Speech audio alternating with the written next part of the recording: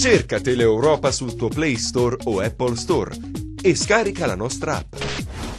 Siamo l'esercito del selfie, di chi si abbronza con l'iPhone, ma non abbiamo più contatti, soltanto like a un altro post. Ma tu mi manchi, mi manchi, mi manchi, mi manchi in carne ed ossa.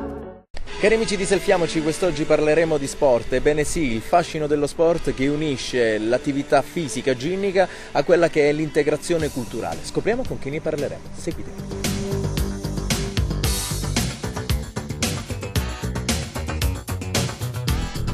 Allora siamo insieme alla professoressa Daniela Celestino e insieme a Salvatore. Ciao, benvenuti. Allora, a proposito di sport e di unione, come parlavo prima nella mia apertura, il bello dello sport, che l'unione culturale è anche una forma di integrazione dei vari popoli del mondo. Questo accade proprio a Rende grazie a una grande iniziativa. Noi abbiamo puntato tutto su questo progetto molto ambizioso che è partito appunto alla nostra scuola, che è l'ITI Monaco.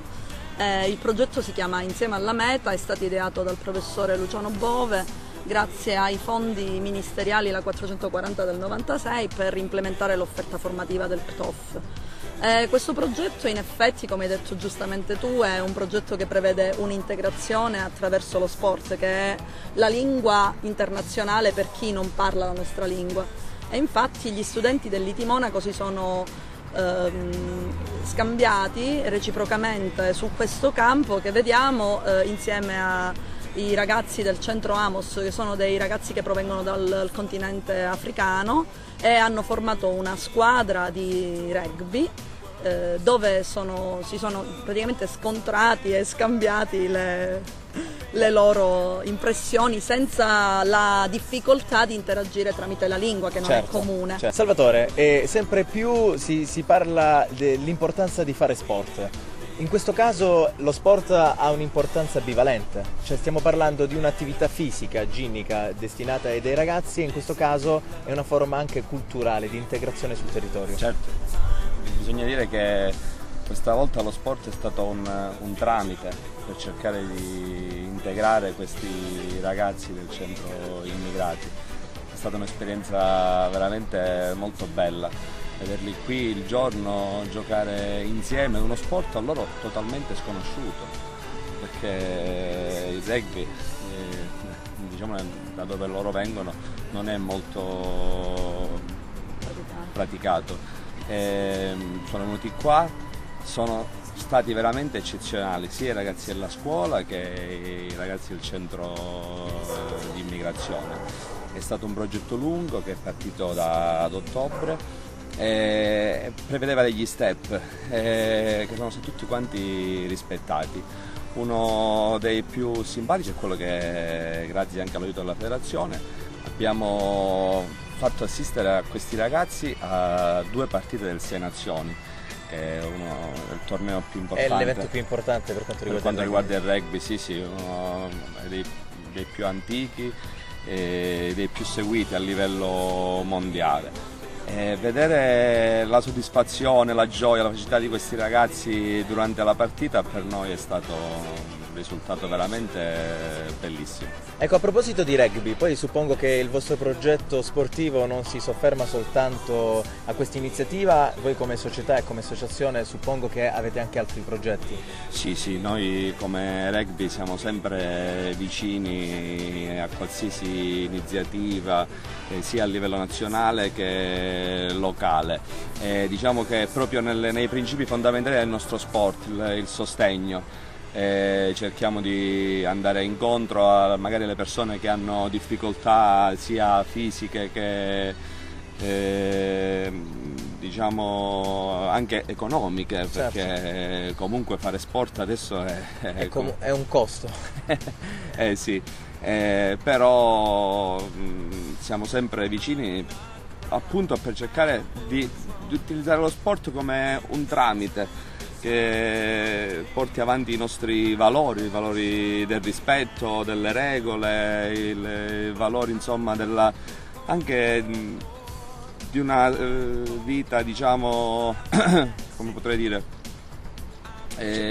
con un diktat sportivo che ci porta praticamente a delle regole da spogliatoio in campo, che poi queste regole si ritrovano comunque a condividere anche nella società odierna. Sì, assolutamente. Professoressa, suppongo che questo non è l'unica iniziativa a cui sicuramente state pensando, cioè l'integrazione culturale soltanto inerente all'attività sportiva. State progettando, state lavorando anche ad altre iniziative la nostra inerenti? scuola è una scuola innovativa proprio perché è permeata da continui progetti proprio per la crescita e proprio per lo sviluppo sul territorio dei nostri ragazzi, nonché, essendo un tecnico, è una scuola che comunque si pone anche degli obiettivi molto lusinghieri, proprio dei traguardi anche lavorativi. Io penso che lo sport sia, insieme alla musica, le due armi più avvincenti e più immediate di incontro tra le culture e di afflato umanitario, perché non hanno bisogno di intermediari e non hanno bisogno di qualcuno che gli dica che cosa ha detto il compagno, che cosa sta dicendo l'altro compagno che non è italiano.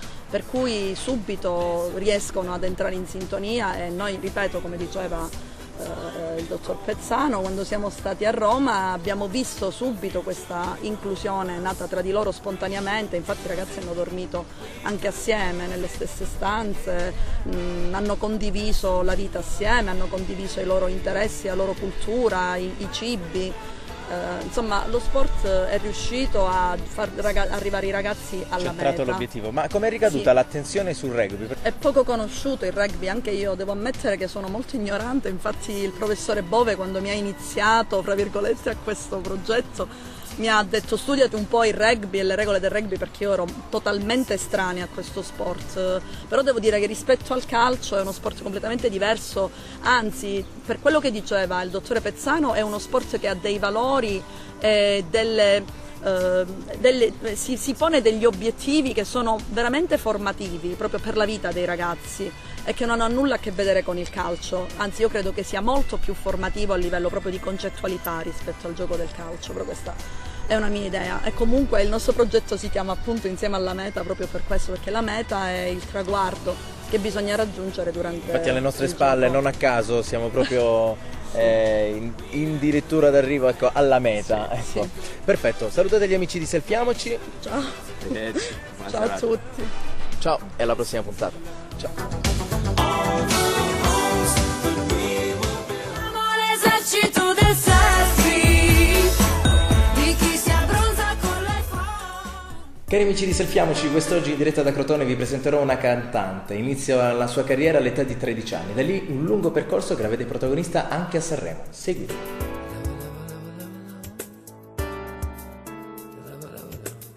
Ed eccoci insieme a Floriana Mungari. Ciao Floriana, benvenuta. Ciao. Ciao Floriana, ecco come spiegavo praticamente nella mia apertura, stiamo parlando di un talento crotonese legata particolarmente alla sua terra. Da lì parte, cioè inizia quella che è la carriera, il mestiere del cantante, e poi si evolve in quella che è un insegnante a tutti gli effetti. Beh sì, è un percorso un po' particolare, un percorso che è cominciato dai 14 anni con lo studio del canto qui a Catanzaro e poi fino a che non sono andata all'università, fino ad arrivare quindi a Firenze, dove ho studiato con altri insegnanti e poi ho fatto un master a Ravenna in vocologia artistica, quindi tutto ciò che riguarda la voce parlata e cantata nell'ambito dell'arte. Ecco, perché magari per chi non è addentrato proprio nella materia, perché uno pensa, dici oggi faccio il cantante, imparo un testo e so cantare, poi alle spalle c'è veramente un grande studio che va dalla dizione, che in questo caso anche alla vocologia, cioè c'è tutto un aspetto che bisogna curare per far sì che uno possa imparare bene con l'arte del canto. Sì, fare il cantante è un lavoro a tutti gli effetti, è come se uno, non so, dice voglio fare l'atleta però non si allena. Non si può pretendere di vincere, non so, una maratona, una gara, qualsiasi, no, da atleta, se prima alle spalle non c'è un allenamento. La stessa cosa vale per il cantante. c'è un'impostazione da imparare, c'è la tecnica, però la tecnica va poi praticata e poi non bisogna dimenticare le emozioni, quindi non diventare freddo, insomma sono tantissime cose che perché devono poi essere bisogna messe saper insieme. bilanciare quella che è la perfezione tecnica, linguistica e poi comunque arrivare anche al pubblico, cioè quindi nello stesso tempo anche emozionare. Certo. Ci sono alcuni cantanti che magari tecnicamente non sono proprio eccelsi, però riescono ad arrivare. Esatto, ne dico uno, sì, sono- vedi Giovanotti, cioè, detto tra di noi, cioè, non è proprio un grande cantante, però magari i suoi brani. C'è da dire però che Giovanotti è un artista, un artista a tutti gli effetti, Giovanotti assolutamente. scrive dei testi che sono bellissimi, ma ora sinceramente non so se le melodie le scriva pure lui, però c'è da dire che è un artista, per cui ecco lì forse l'aspetto più tecnico può venire meno, ma ha altro che compensa. Non sono d'accordo sul fatto, per esempio, che la tecnica non ci debba essere. Perché anche cantanti come Giovanotti io sono sicura che abbia preso lui delle lezioni di canto, sebbene magari uno dice no vabbè canta così Vabbè. com'è, però Canta come viene. Allora, tu praticamente hai iniziato all'età di 13 anni, quindi Sì. eri piccolina ma nemmeno tantissimo. sì, ho cominciato perché mi hanno iscritto ad un concorso di canto. in Pur un non paese avendo qui mai vicino. fatto comunque canto. No, mi piaceva cantare naturalmente, no? Cioè, il canto ce l'hai dentro, ci nasci. Canticchiavi a basta. casa. Sì, canticchiavo è un eufemismo perché mia madre gli faceva la testa così in realtà. Però non sono mai uscita fuori, non mi è mai interessato. Poi ho fatto questo concorso di canto e ho detto ma sai che adesso mi sa che vado a prendere qualche lezione. Da lì poi non mi sono più fermata. Tu pensa che a scuola, io è una cosa che racconto sempre, alle scuole medie non mi hanno mai fatto cantare. Mai, sebbene io fossi intonata, mi facevano però tenere il tempo con il tamburello, che poi ho scoperto essere una cosa anche importante, no? Perché Certo. il tempo sta alla base proprio della musica e quindi se sai fare quello sei già veramente Ha un bel po' avanti. Un buon punto. E da lì praticamente poi grazie anche comunque a questi studi inizi tra virgolette questa bellissima carriera che praticamente poi ti vede anche protagonista anche nell'ambito sanremese. Sì, ho fatto a 18 anni, ho partecipato all'Accademia di Sanremo, quando ancora era un concorso di 4 o 5 giorni, ora non ricordo perfettamente, sinceramente. E lì chiaramente proponevi la canzone, allora si potevano portare anche le cover. Io ho partecipato con Cavallo Bianco di Mattia Bazzar, però non ho passato la selezione, quella che portava poi insomma alla fase successiva. Ma è stata in ogni caso un'esperienza bellissima. Cosa serve a un cantante per far sì che possa emergere, per avere quella chiave in più per emergere magari rispetto a un altro cantante? Questa è una cosa alla quale è difficile rispondere, perché se la sapessi Potevamo. avrei potuto provarci.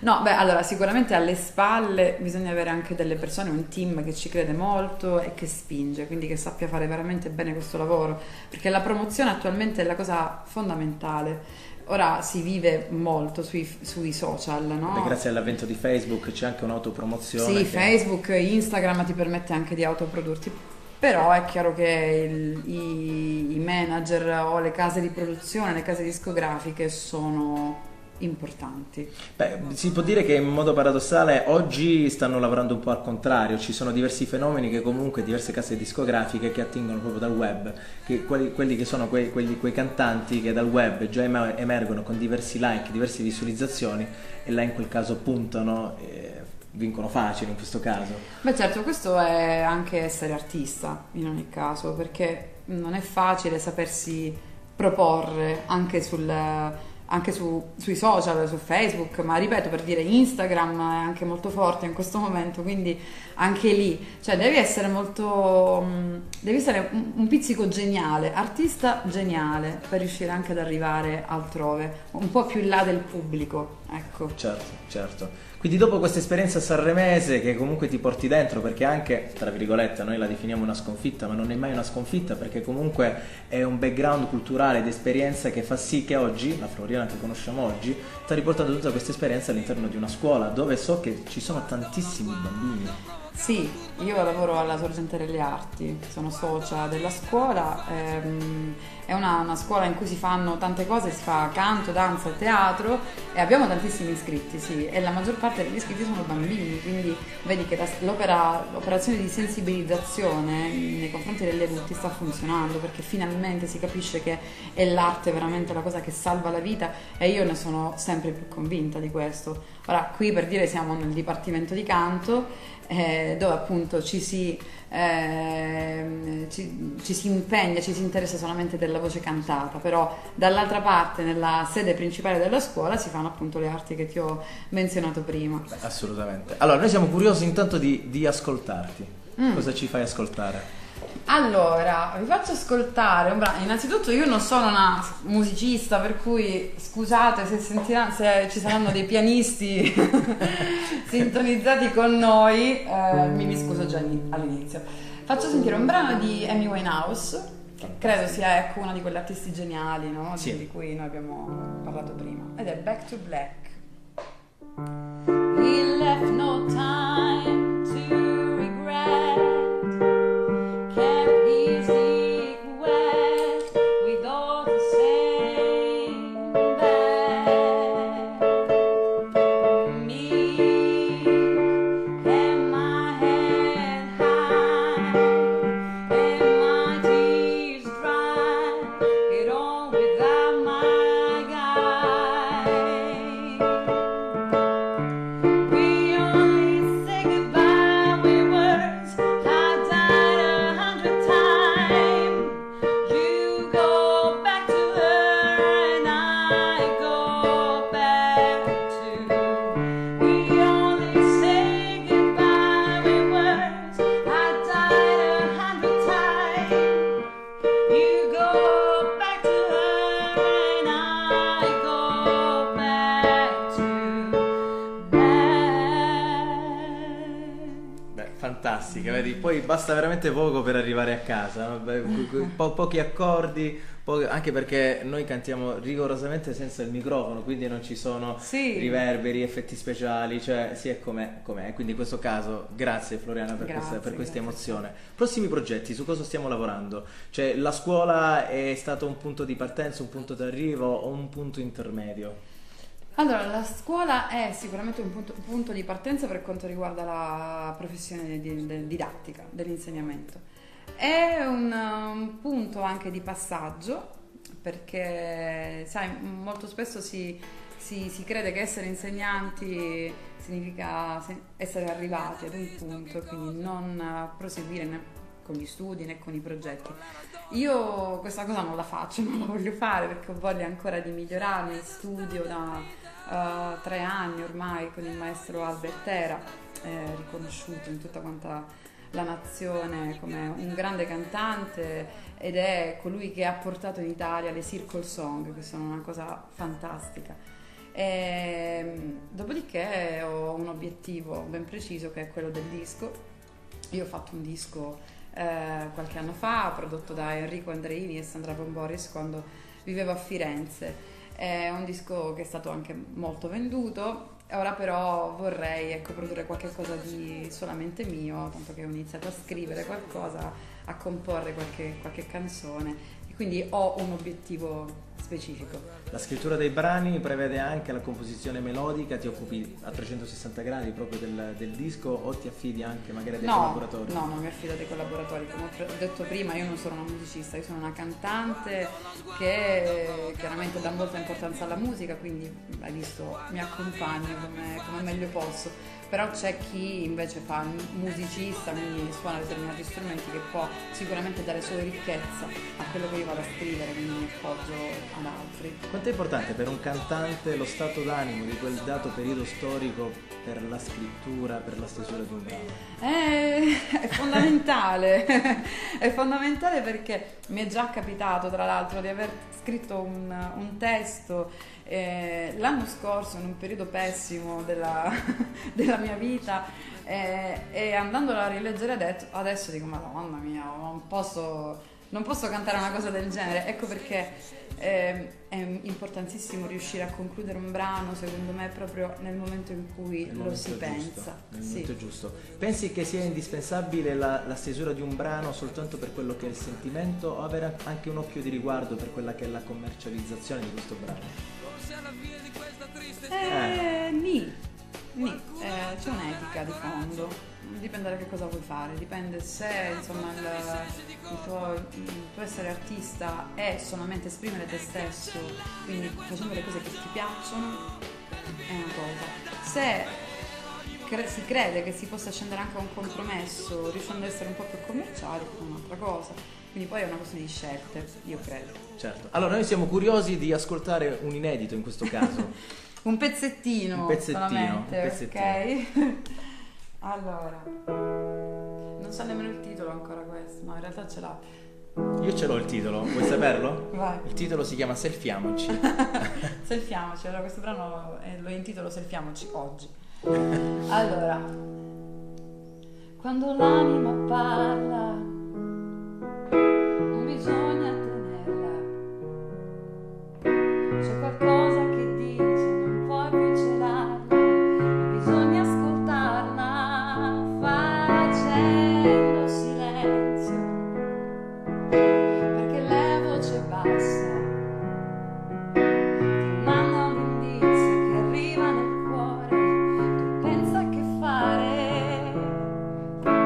e sento una forza dritta dentro al cuore che mi parla senza far rumore, e questa la carica per cominciare, mi spinge da dentro sino a decollare, e non c'è nessuno che lo faccia meglio, che mi fa sentire forte addosso, mi volto solo indietro, guardo un po' la strada e rido perché ho fatto bene tutto sola.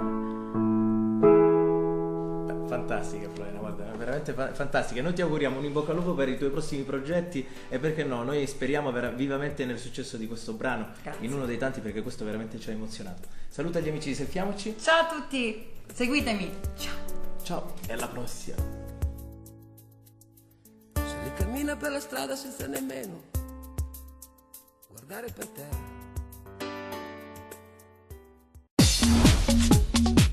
Cerca Teleeuropa sul tuo Play Store o Apple Store e scarica la nostra app.